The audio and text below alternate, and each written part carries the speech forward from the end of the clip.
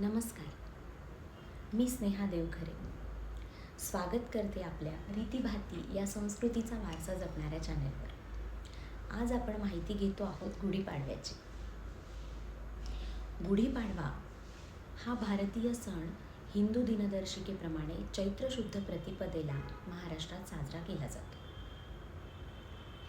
शालिवाहन संवत्सराचा हा पहिला दिवस आहे. वेदांग ज्योतिष या ग्रंथात सांगितलेल्या 3.5 मुहूर्तांपैकी हा एक मुहूर्त आहे. या दिवशी नवीन वस्तूंची खरेदी, नवीन व्यवसायाचा प्रारंभ किंवा नवीन उपक्रमाचा प्रारंभ, सुवर्ण खरेदी यासारख्या गोष्टी केल्या जातात.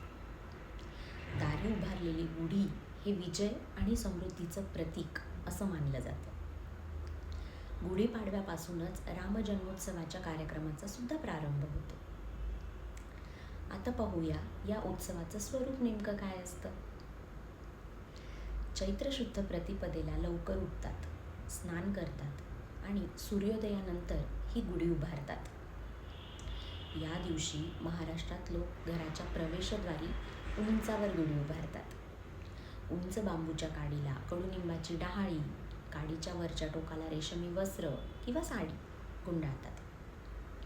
फुलांचा हार आणि साखरेची गाठी बांधून त्यावर तांब्या किंवा कुठल्याही धातूचं भांडं बसवलं जातं. गुढीचा बांबू पाटावर उभा केला जातो. तयार केलेली गुढी दारात किंवा उंच गच्चीवर लावतात. गुढीला गंध, फुलं, अक्षता वाहून निरांजन लावून उदबत्ती दाखवली जाते. दुपारी गोडाचा नैवेद्य दाखवून संध्याकाळी पुन्हा हळद, कुंकू, फुलं वाहून गुढी उतरवली जाते. या दिवशी आनंद साजरा करत आप्तेष्टांना नववर्षाच्या शुभेच्छा दिल्या जातात. चैत्र शुद्ध प्रतिपदा हा दिवस कर्नाटक आणि आंध्र प्रदेश अशा गौतमीपुत्राची सत्ता असलेल्या राज्यात स्वातंत्र्य प्राप्तीचा आनंद झाल्यामुळे विजयदिन म्हणून संवत्सर पाडवो किंवा उगादी अशा वेगवेगळ्या नावांनी व वेगवेगळ्या पद्धतीने साजरा करण्यात येतो. प्रामुख्याने महाराष्ट्रात या सणाला गुढीपाडवा असं संबोधलं जातं. सिंधी लोक चेटीचंड या नावाने या उत्सवाला संबोधतात.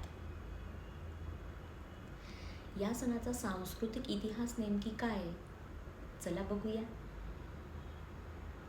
तर ब्रह्मदेवाने या दिवशी विश्व निर्मिलं असं सांगितलं आहे. तसंच याच दिवशी श्रीराम हे अयोध्येला परत आले. प्रभू रामचंद्रांनी 14 वर्ष वनवास भोगून लंकाधिपती रावण आणि राक्षसांचा पराभव करून याच दिवशी अयोध्येत प्रवेश केला.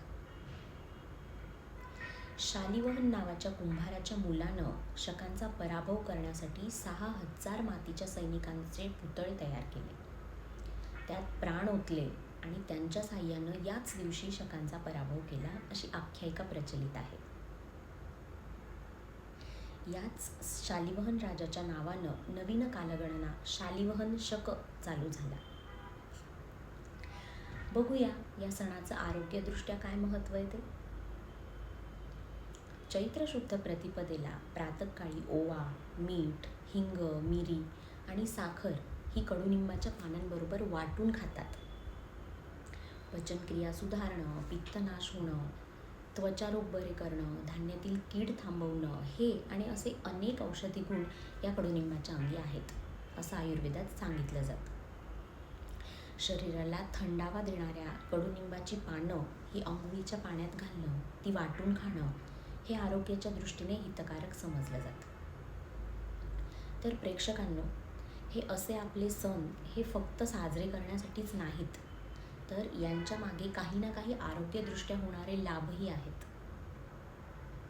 चला, तुम्हा सर्वांना गुढीपाडव्याच्या आणि नववर्षाच्या खूप खूप शुभेच्छा.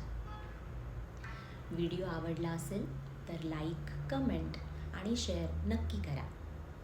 चॅनलला सबस्क्राईब नसेल केलं तर नक्की करा आणि सोबतच बेल आयकॉनवरही क्लिक करा लेटेस्ट व्हिडिओजच्या अपडेट्ससाठी. आता निरोप घेते. पुन्हा भेटूया. जय श्री कृष्ण.